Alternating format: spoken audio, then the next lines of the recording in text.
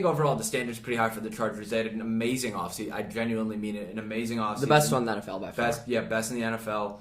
And they were a good team that only got better. Their weapons are great, offensively and defensively. Yeah. I think the sky's the limit for this team. I think people are aware of it. Yeah, they're all around good everywhere. They filled any holes they had. Justin Herbert is, I think, is the second favorite for MVP.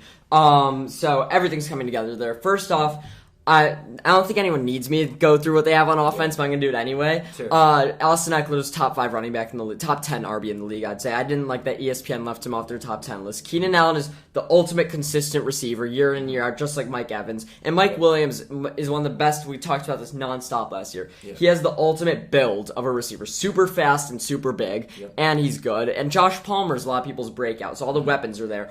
The O-line's what I want to get Phenomenal. to. Corey Linsley, I think, is my favorite O-lineman in the league, just pure skill-wise. He's the best center, and I truly think center is the most important position on the offensive line. That's where the fumbles can happen, and obviously blocking is what the offensive line is meant for. But if you're not fumbling the ball at all, that's a good thing, and he's been the top on the NFL, top 100, the top center 2 years in a row.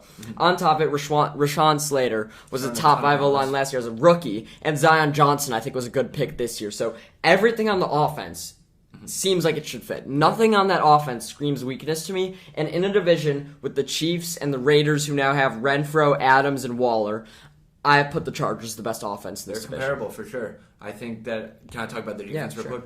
The defense is as if like the offense couldn't beat like a team couldn't one up them. The defense, I could almost argue, is even better. They got Joey Bosa and Khalil Mack.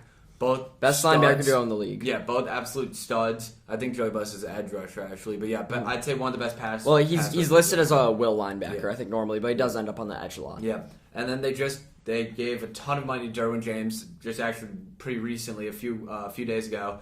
He got a very big contract. Huge. $97 million, I think. Yeah, I think he'll have a huge year as well. And they went out and signed the interception leader over the past, I think, 3 or 4 years in J.C. Jackson from New England. That was a huge pickup as well. This is a team that's absolutely loaded on both sides of the ball. And like I said earlier, sky's the limit for him. I mean, to look at Joey Bosa as a top 5 defensive player is not crazy. Yeah. To see Khalil Mack as a guy who was once the best defensive player in the league. To look at J.C. Jackson, who's been the best cornerback in the league for the past couple years. And opposite him is Asante Samuel as a corner with Derwin James as a safety. Asante Samuel.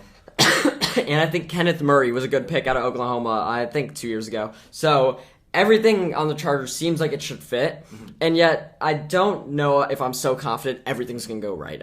I think something will happen there. There's a lot in the air. It's football. Something always goes wrong. Teams we expect to be great aren't always great. I do have them going over the 10. I'm going to get 11 wins, and I have them win this division. And